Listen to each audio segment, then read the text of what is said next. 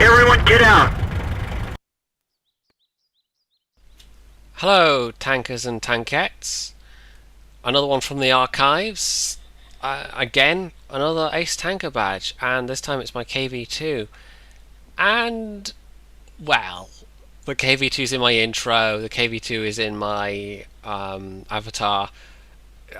I figured it's about time I did a nice KV-2 commentary.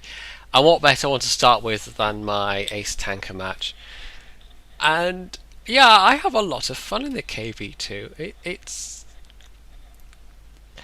It was troll before, and after 8.6, it feels a bit more troll because you can actually pull off some quite ridiculous sniping shots now that you couldn't possibly have gotten away with before.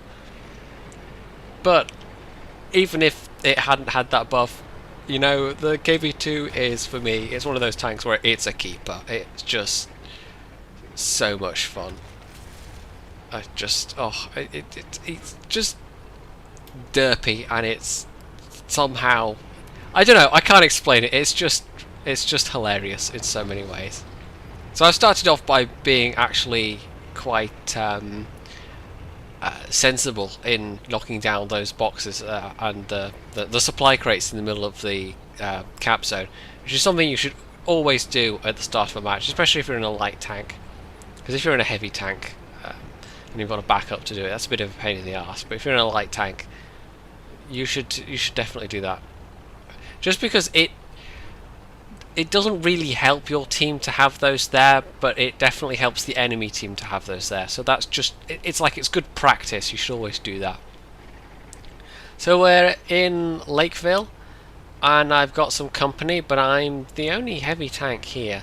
And this is going to be interesting because I've got something like a 19.5 second reload. So if they come rushing over the middle there, I'm not going to be able to hold them back. Or am I? Now, yeah, that Hellcat just wanted to be the first to die. Apparently. I did my best to get him to come back, but no, he just sat there. And didn't so much take one as the team as just took one. So, there we go, Hetzer's gone as well. 2 tank destroyers down already, 2 minutes in. I haven't had a chance to shoot anything yet, because I don't want to go too far forward, and also, the gun depression on this thing is okay, but it's not amazing. There we go, first casualty of their team. The Matilda, he's never going to stand a chance against this gun. And the great thing about this gun is, yes, it's horribly inaccurate, but at close range you don't need to be aiming for weak spots, you just need to hit them and you do some damage. And even better if you can fire into the side of their tank, you're just going to hurt them so much. So there we go, another shot. That was kind of almost well, not a snapshot, but he takes some damage, I did some more damage. If you get about 300 to 400 damage in a shot with this thing, you're doing alright. Sometimes you can do more. In fact, if you do really well, you can one-shot a KV-1S with a single shell, but you have to put it into his rear armour. So that was quite nice. 440. And I'm backing off because reload. It's just me and an SU-100 now. He's still full health, but this is looking a bit shakier. Fortunately, the rest of the map's looking alright. Now they're all focusing on him, so I take a risk, I pull forward a bit and sit there and let my aim settle while I'm still doing that final bit of reloading, so that I can basically immediately take the shot and pull back. But yeah, you really have to manage your reload times in this thing.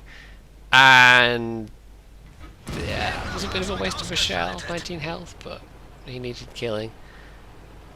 If I let him live with his rate of fire, he could have been a serious problem for me. The SU-100 behind me does a pretty good job here as well. But yeah, another one down. Low health medium. Nom nom nom nom.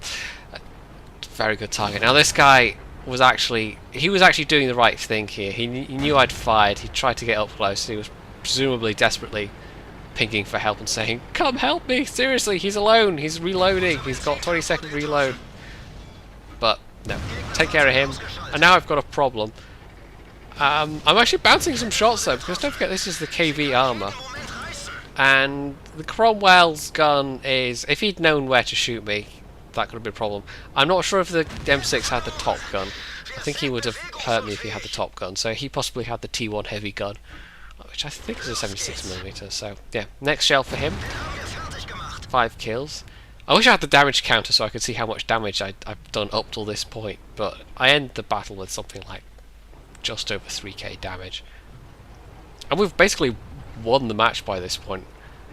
Myself and the SU-100 held the pass against a group of enemies that were very reluctant to push against us and overwhelm us. And I don't know if it was partly the fear factor, if it was kind of psychological. I mean, look at this guy, full health ARL 44. He just sat in the back and did nothing. And now it's far too late for him. He's dead, basically. He's dead, even if he doesn't know it yet, although he must know it. But only just now is he actually looking to do any damage against me, when it's far too late to change the outcome of the match. Yeah, there's that good gun depression, but bad. He's not the best player in the world. Fortunately for me, because yeah, for quite a large portion of that, they outnumbered us badly. And this is why, I mean, this is a tip for people in similar situations. If you outnumber them, usually it's a good idea to rush them.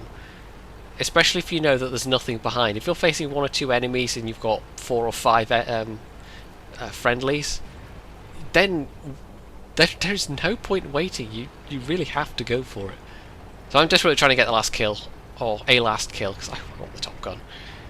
And I'm hoping this Cromwell will last long enough, and he does, and I bag him for the top gun as well. And then the friendly, what was that? KV-1S shoots me in the ass for no apparent reason.